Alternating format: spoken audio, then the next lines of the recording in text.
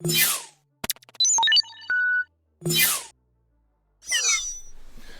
is going on, everyone? Leon checking in, and we're at it again with another video. In today's video, we'll be unboxing and reviewing the electric giant Meco Eleverde tripod, which also works with the Samsung Galaxy Z Fold3. Now this is important because I've wanted to use the Z Fold3 to create content for the channel for some time now, but the thing that was holding me back was not having a tripod which would accommodate this device. But finally, this tripod gives me the ability to create with this device, and I've been using it for about 2 weeks now, and it works really well. Now this video is featured on the Samsung Galaxy playlist, so you can find information related to this topic quickly and easily. And as always, please make sure to leave your questions or comments down below, as they might inspire future content related to these products. As always, we only feature products or services I buy, use, or am interested in. Now you can find this item, related items, and items shown in this video at the Amazon storefront link in the description below. All things said, let's go ahead and get into it. So here we are with the unboxing and review of the electric giant Meco tripod kit. Now contents are packaged snug but protected fairly well here.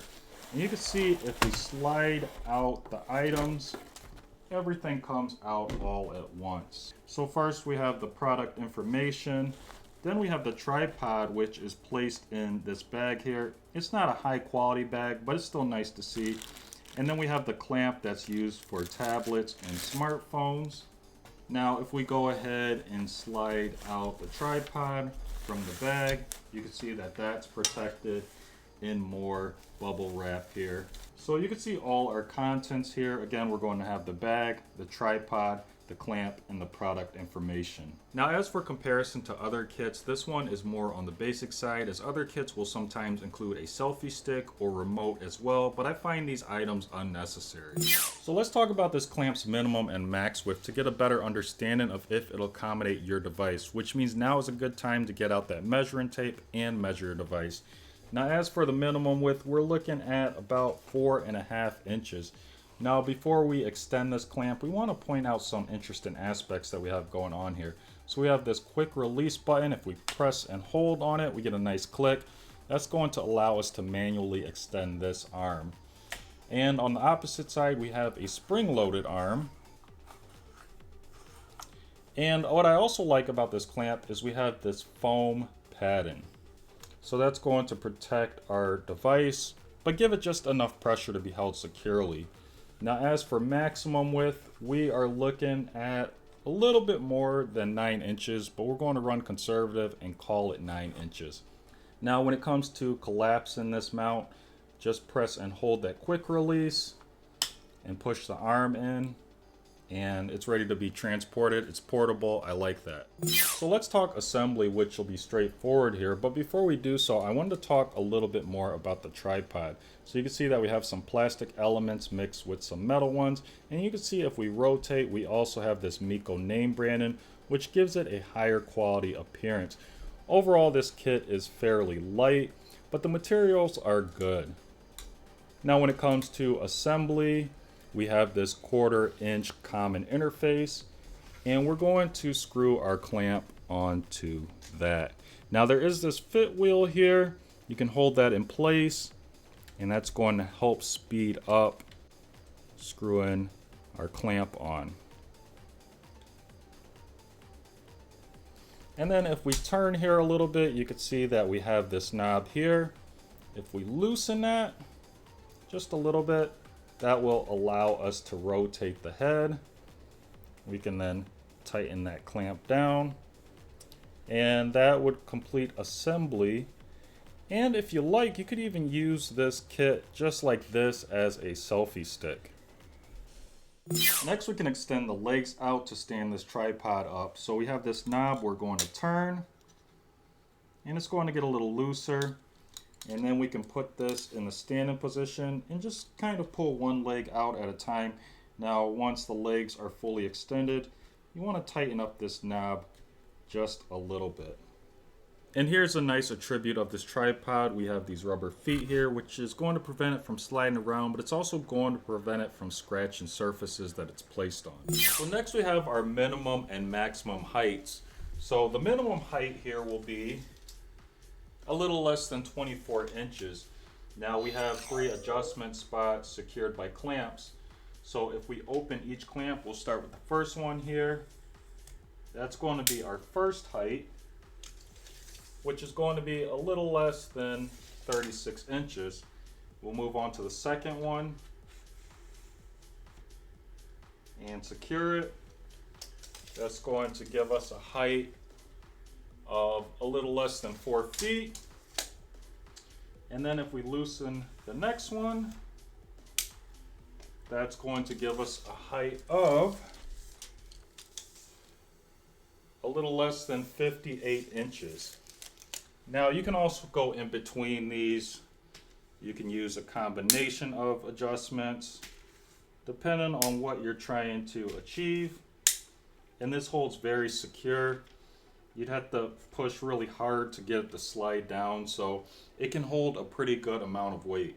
So let's go ahead and place our device inside the mount. See what we get. And you can see that it holds our device fairly well. It's also very stable. It's not going to tip over easy. There isn't a lot of play here. There's actually virtually no play. So this makes for a good tripod. Now I wanted to do a close-up just to get a better representation of what happened in the previous clip. So again, we have 3 sections of adjustment, and each one is done by pulling on each of these tabs. They look like fingers, and if we pull on each one, we can adjust each section individually, just like so.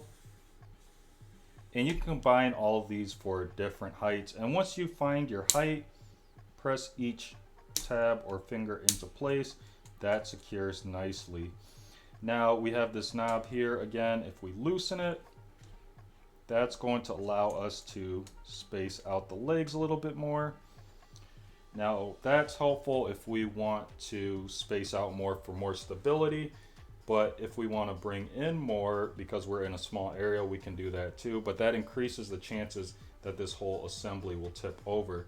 Now we can also rotate our device depending on where we want to focus by loosening up that fit wheel.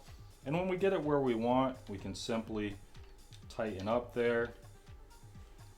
And then we have another point of adjustment, this knob here. If we loosen, that allows us to rotate our device this way or this way.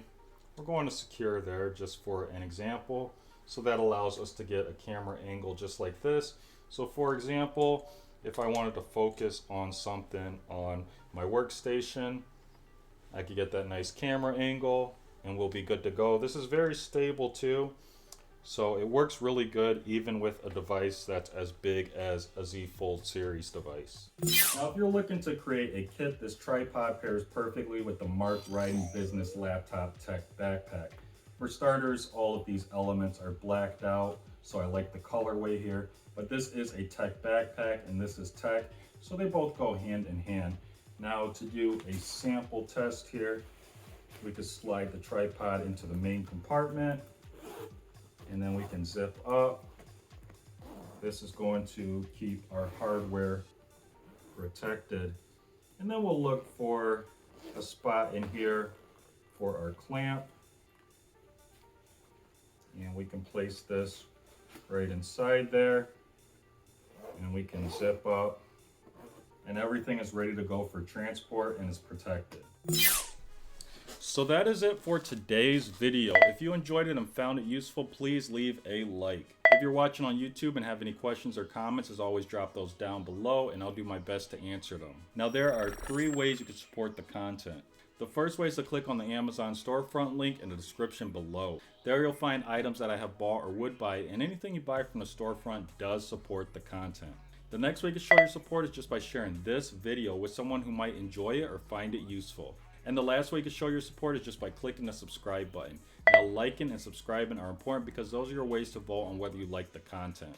Liking and subscribing are also important for new viewers and listeners. If new viewers and listeners see likes and subscribers, they're going to think that the content is helpful, worth watching, and listening to. As always, thanks for watching and may the universe flow in your favor. And until next time, Leon checking out.